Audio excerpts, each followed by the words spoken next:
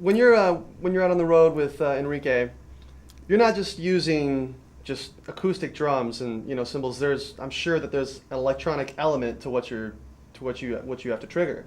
Yeah. So how does that work with Gibraltar?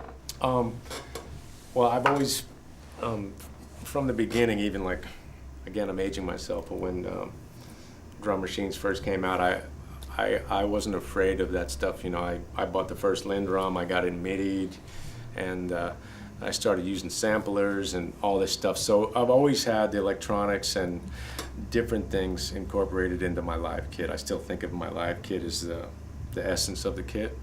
And as things have evolved over time, whether it's being an MD or having computers around the drum kit, or working with Roland and their pads, and before that was Simmons and all these other things, I got very comfortable using the rack. And what I quickly became aware of is how flexible all the Gibraltar parts are, as far as anything's got. They make things that will fit into any drum, into any bracket, into any Roland pad, into any Simmons pad, and whether it's Pearl style mounts or the 7/8 inch mounts or the other mounts that go into the Gretsch drums or anything like that. So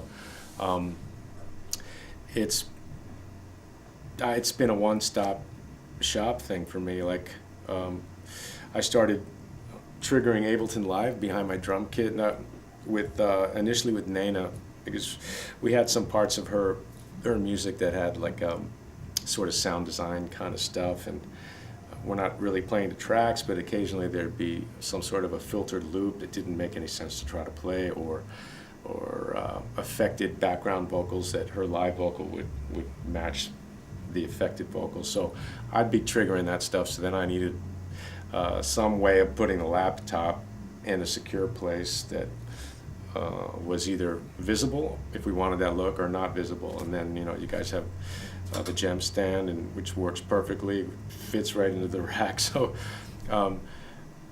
it became fun to me when I'd start working with a new company or have a new thing that I need to fit into the show, and I go, I'm just going to jump on the Gibraltar site and see what they. And sure enough, there's always something that's going to work, and it's also going to fit in seamlessly to the rack. So that's just awesome to me.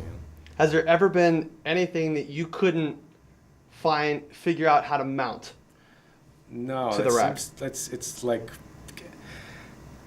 It's like having a bunch of Legos or something. They all kind of work together. It's bringing it back to my childhood, but everything kind of feels that way to me. Every memory lock's going to fit into whatever it is that's on your rack, and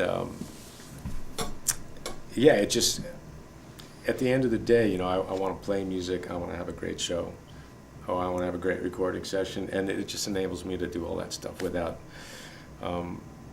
seeing stands fall down or seeing things moving the wrong way. And that takes energy away from your performance, and all this work you put in to the performance, you don't want to think about that stuff, So that's why the stuff works perfectly for me, and it really is key to what I do. Dude, fan. Thanks again for coming out, dude. You got it, man. It's awesome. Thanks for having me. Oh, no problem. Long overdue. I know.